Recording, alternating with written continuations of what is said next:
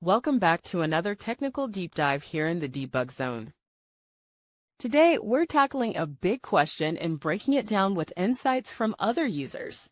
Hopefully, this clears up some misconceptions and helps you get the answer you need.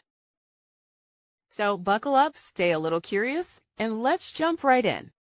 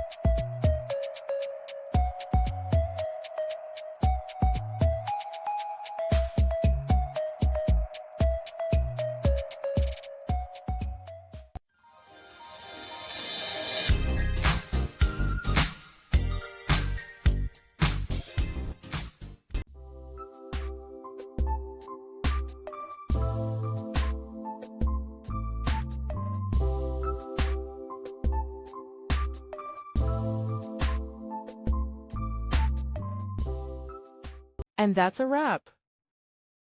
I hope you found the answer you were looking for. If you did, take a second to hit that subscribe button. It really helps out. And let me know in the comments which solution worked best for you. See you next time in the debug zone.